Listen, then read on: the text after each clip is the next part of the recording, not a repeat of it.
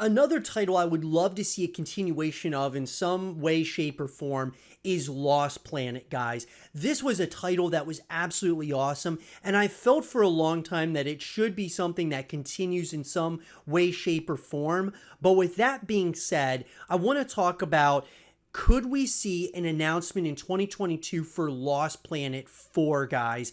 And I want to break it down, and I would love to hear your guys' thoughts in the comment section down below. So let's get into it. So, guys, in an article coming to us from Ash Bates of Cultured Ventures, if the planet's lost, maybe check the back of the couch. During the early stages of the Xbox 360's life cycle, it really felt like Capcom threw their full weight behind Microsoft's new console, launching two original IPs on the Western console as opposite to the PS3. We've already spoken about everyone's favorite zombie survival genre, Dead Rising, which went on to achieve moderate success over the next decade, but the other series, Lost Planet, seemed to fizzle out before too long.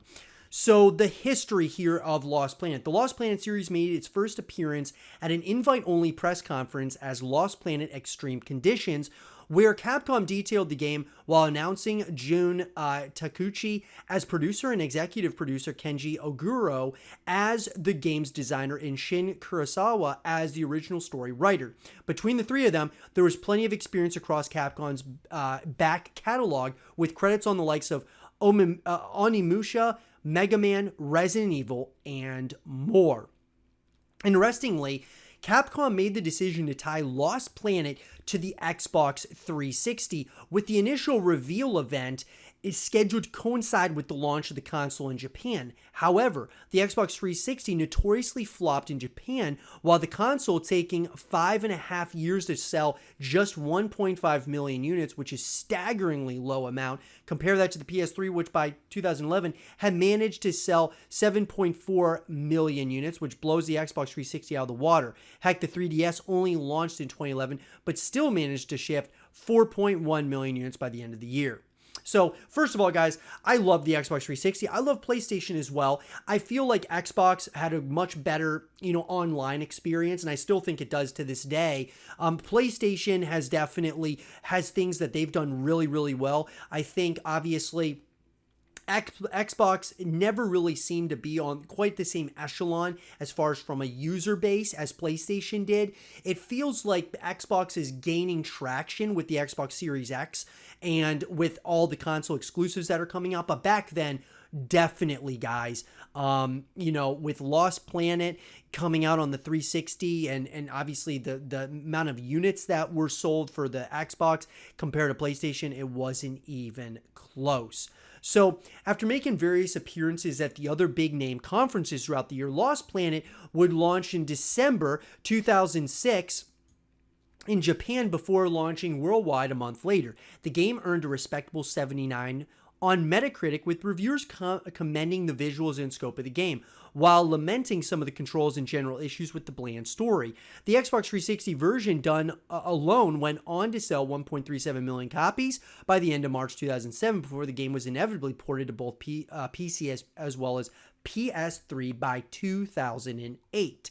So, look, I think that we can really say that, there's a long-standing history here of Lost Planet, from the first Lost Planet to the second, and then, of course, to the third. Once we got to Lost Planet 3, that's where it started to seem like there was becoming some real issues, or maybe there was really always a thought that they were just going to make a trilogy. But that being said, what happened, guys? So the last game in the series, Lost Planet 3, saw development duties move from Capcom's internal studios to a Western studio in the form of Spark Unlimited. Historically, this move hasn't exactly gone well most of the time for Capcom, with the likes of Grin developing Bionic Commando or Slant 6 developing the accursed Resident Evil Operation Raccoon City. At least Blue Castle's work on Dead Rising was commendable up until it wasn't, thanks Dead Rising 4.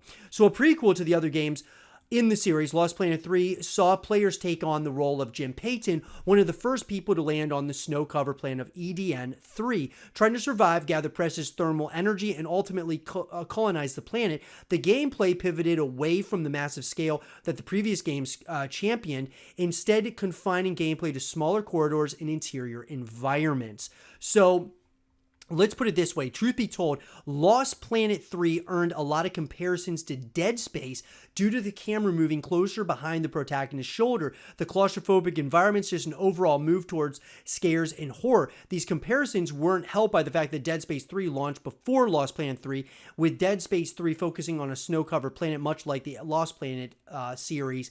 And Dead Space 3 really didn't do well, guys, either. We're lucky that we got a continuation of Dead Space, which really what we're getting at here is that the entire community really rallied around Dead Space, and over the years we have voiced our opinion saying we want this game made, and so a Dead Space reboot is finally coming out. Could something similar happen here with Lost Planet? I definitely think it's possible, guys. Despite the Lost Planet series playing around in the snow and aliens space before Dead Space, it didn't stop critics from harshly reviewing LP3, earning the lowest scores in the entire series on Metacritic. Reviewers had kind words to say about the game's voice work, but lambasted LP3 for some weak gameplay design and an over-insistence on backtracking. Perhaps the most damning review came from Eurogamer, who proclaimed that LP3 manages to make third-person shooting feel like work. If nothing else, Spark Unlimited went on to greater success with Yaba Ninja Gaiden Z. So what's the future here, guys, of Lost Planet? Because I will tell you this. Lost Planet at this point is in a limbo state, or a state of potential no return. But that doesn't mean that we as the community can't voice our opinion to the developers. It's telling Capcom that we want this to come back, guys.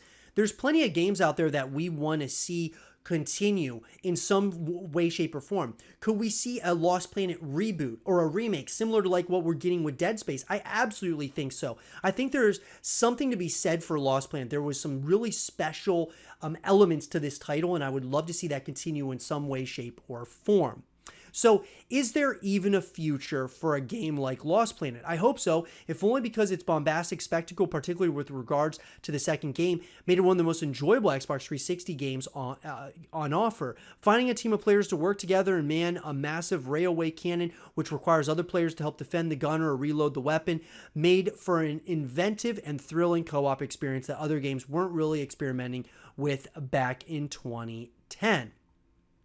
Okay, so at one point, an idea for a new Lost Planet game was formulated. We mentioned Blue Castle before, who developed Dead Rising 2, and would ultimately go on to be branded as Capcom Vancouver. Journalist Liam Robertson did a deep dive in 2020 into how the Dead Rising series fell apart at Capcom Vancouver, and revealed that the studio pitched to revive other classic Capcom franchises, including Onimusha, Dino Crisis, and most importantly, Lost Planet. So the team's pitch for Lost Planet, subtitled Broken Horizon, would have been somewhat similar to Lost Planet 2 in terms of its gameplay. The game would feature 4-player co-op, along with huge mech suits that allow you to fight giant aliens and protect a base from bandits. Vancouver pitched this game at the end of 2016, but Capcom Japan rejected it, as according to them, it would require too much budget to reboot this relatively niche franchise.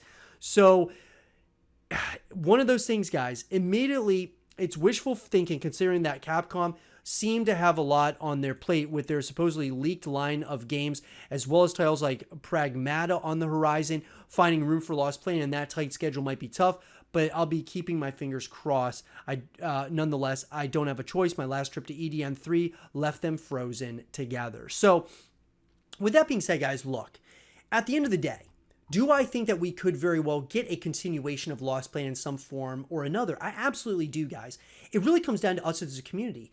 And what do I mean by that? Well, it comes down to people creating content around Lost Planet. It comes down to people banding together and creating groups on Facebook, Twitter, Instagram, reaching out to the developers, obviously, tagging them in posts and things of that nature, telling obviously these developers that we want this game made, creating petitions and all of that stuff really helps, guys. I mean, creating content about Dead Space for a long time, guys, and I felt like there was always a possibility that it could come back. In the back of my mind, I was thinking, man, maybe it won't ever come back. And all of a sudden it came, and everybody in the community is so excited for a Dead Space reboot. The same thing could very well happen to Lost Planet. So it comes down to us, guys, voicing our opinion and giving these games a voice so that that they can come back at some point or another in the future. But the real question comes down to, guys, do you think we'll ever get another Lost Planet title? Could it be announced here in 2022, or do you think that it's probably going to stay in a limbo state or a state of no return? Let me know in the comment section down below, and for more Lost Planet 4 content and videos, stay here with Zero TV.